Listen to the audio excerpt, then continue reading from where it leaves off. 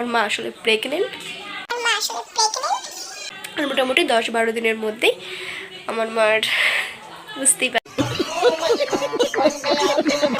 শুধুমাত্র মজার জন্য বানানো হয়েছে, কেউ গায়ে মাখবেন না, বাচ্চারা বড়রা দূরে থাকবেন। ধন্যবাদ।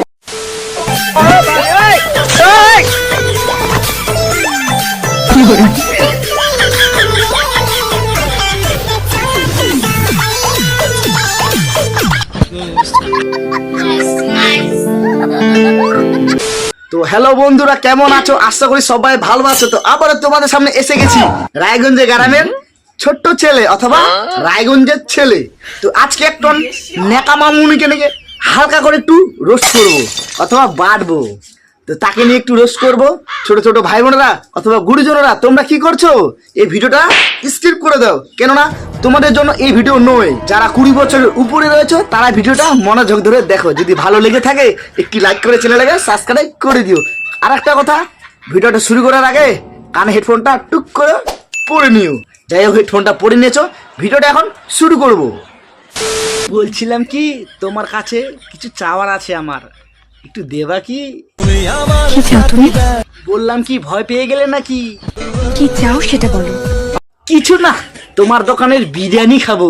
বিরিয়ানি পাওয়া যায় না, 60 টাকা প্লেট। ওই বিরিয়ানি খাওয়ার কথাই বলছিলাম। আসলে আমার মায়ের আজকে সাধ। আমার প্রায় 17 বছর বয়স। তো এখন মা প্রেগনেন্ট। কি কি কি কি কি আরে বলুন কি? আসলে আমার মায়ের আজকে সাধ। হ্যাঁ, আমার প্রায় 17 বছর বয়স। তো এখন মা প্রেগনেন্ট। কি হলো?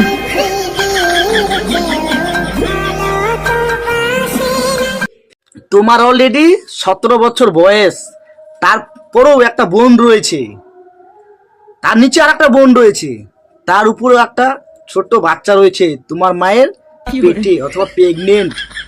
তো যাই হোক, এটা তোমার বাবার পার্সোনাল ম্যাটার। হয়তো তোমার মা বলছিল তোমার বাবাকে, আমার সারা জীবন আমার পেটটা সবসময় ভরিয়ে রেখো, খালি কোনোদিনও করবা না। চলো ঠিক আছে, এইসব ব্যাপার নিয়ে আলোচনা করব না। তো তোমার একটু দোকানটা দেখাও তো, বিরিয়ানি দোকানটা। এই সময় কম, শুরু করো। আচ্ছা বলো তো, তোমরা রিলস বানাচ্ছ না বিরিয়ানি বিক্রি করছো, কোনটা? বলছিলাম কি, বিরিয়ানি দোকান খুলছো না লোককে পাবলিকে ডান্স দেখানোর জন্য খুলছো এই দোকানটা? কোনটা? মেও মেও মেও মেও কোনটা বলো তো?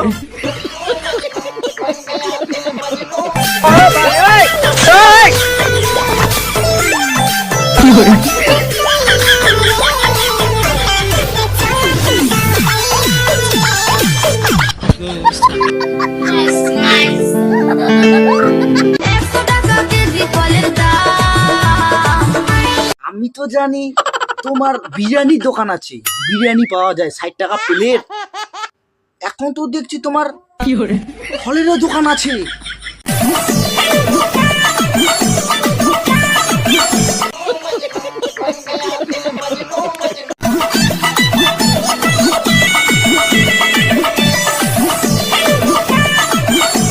তো বলছিলাম কি, ফলের তো 100 টাকা কেজি। ফলের সাইজ একটু বড় আছে তো। বাপ রে বাপ, বড় ভাবের কথা কইতেছো দেখি। কেন না টাকা দিয়ে খাবো, ছোট ফল কেন খাবো বলো তো? ঠিক বলেছো, একটু বড় বড় খাবো। ঠিক বলেছো। বলছিলাম কি, আম পেকে গেছে, নিবো নিবো। পাকা আম খাইতে আমাকে খুব স্বাদ লাগে।